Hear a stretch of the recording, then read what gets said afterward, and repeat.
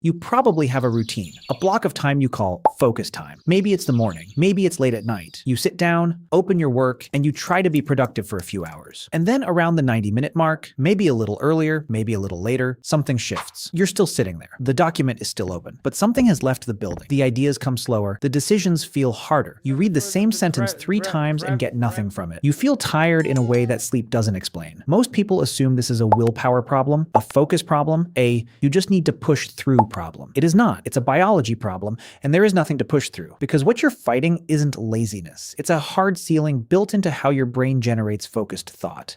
And the more you push against it, the more you damage your capacity to think the next day. In the 1950s, a sleep researcher named Nathaniel Kleitman discovered something that changed how we understand human performance. Kleitman is most famous for discovering REM sleep, the rapid eye movement phase where dreaming occurs. But buried in his research was a second discovery that got far less attention. The same 90-minute rhythm he observed in sleep, the cycle of light sleep, deep sleep, and REM, also appeared in waking life. Throughout the day, your brain moves through a repeating cycle of high and low neurological activity roughly every 90 minutes. He called it the basic rest activity cycle, or BRAC. During the high phase, your brain operates in what researchers call the ultradian performance zone. Your prefrontal cortex, the part responsible for complex thinking, pattern recognition, and decision-making, is highly active. Your focus is clear, your cognitive resources are near peak. Then the cycle descends. Your brain begins transitioning toward what Kleitman called ultradian rest. Cortisol levels shift. The prefrontal cortex activity decreases. Your default mode network, the part of your brain associated with mind-wandering and daydreaming, becomes more active. Your body may feel warm. Your eyes may feel heavy. You might yawn. These are not signs of laziness. They are neurological signals your brain is sending on purpose. The high phase is over and the rest phase is beginning. The duration, roughly 20 minutes. 20 minutes of lower cognitive output, and then the cycle begins again. If you rest during that window, even just close your eyes, take a walk, let your mind wander. The next 90-minute performance phase is nearly as strong as the first. If you fight it, if you push through with caffeine and willpower, the next phase is weaker, and the one after that weaker still. Anders Ericsson is the psychologist behind the 10,000-hour rule that Malcolm Gladwell made famous.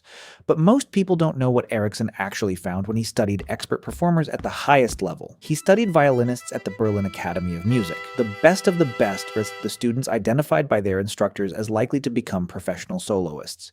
He tracked their practice habits in extraordinary detail. How long they practiced, when, how, what they did in between. The finding that surprised him: the elite performers practiced intensely for a maximum of 4 hours per day, almost never more. And they divided this into deliberate sessions of roughly 90 minutes each, separated by real recovery. Naps, walks, meals. They didn't grind, they cycled. High intensity, full rest, high intensity again. The intermediate performers, good but not elite, often practiced for longer, more hours, more sessions, more grind, and they plateaued. Not because they cared less, because more hours of diminishing cognitive return don't add up to more skill. They add up to fatigue accumulation masquerading as hard work. This pattern appeared in every elite group Ericsson studied: athletes, chess players, writers.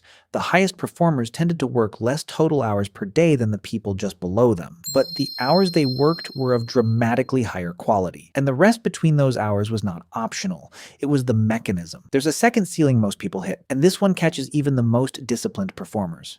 In 2011, a team of researchers analyzed 1,112 judicial decisions made by Israeli judges over a 10-month period. They found that the probability of an inmate receiving a favorable ruling, being granted parole, was roughly 65% at the start of each day and after each meal break. But as the session wore on, as the judges made more decisions without a break, the likelihood of a favorable ruling dropped steadily toward nearly zero. The judges weren't becoming more strict. They were becoming cognitively depleted. The easiest, lowest risk decision for a tired brain is always the default: deny. Keep things as they are. Don't change anything. Prisoners were not getting worse decisions because they deserved worse decisions. They were getting worse decisions because the judge before them had made too many decisions already that day.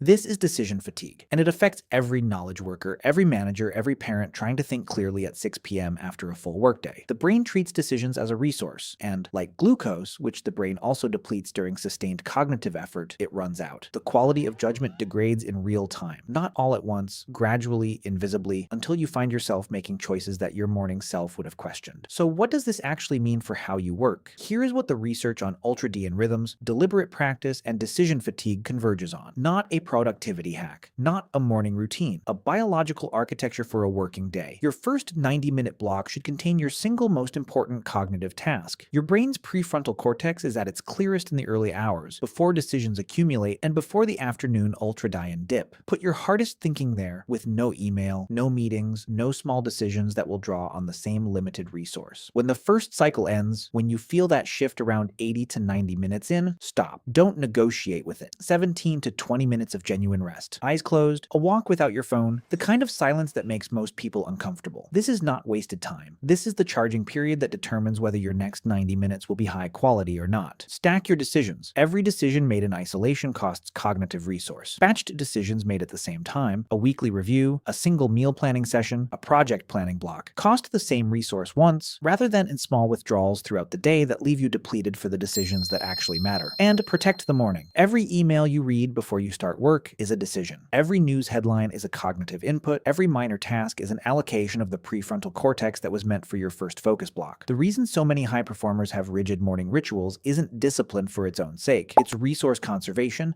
They are protecting their cognitive budget for the hours that matter most. Here's the uncomfortable summary. Most people measure their productivity by hours, by how long they were at their desk, by how much they felt they struggled and grinded. But struggle is not signal of output. Hours are not signal of output. And the culture that rewards visible effort, that praises the person who works 12-hour days and never takes a real break, is systematically selecting for the performance pattern that produces the least cognitive output over time. 4 hours of high-quality focus, properly cycled with real rest, produces more than 8 hours of depleted, low-grade grinding. This is not an opinion. It's what the data on elite performance has been showing since Kleitman's lab in the 1950s. We just don't build workplaces, schools, or routines around it. Because output is hard to measure and hours are easy to count. Your brain has a ceiling, not a soft one you can push through with the right mindset. A hard biological ceiling built on rhythms that evolved long before the 9-to-5 existed. The question isn't how to ignore it. The question is, now that you know exactly where it is, are you going to keep crashing into it all day, or are you going to start working with it?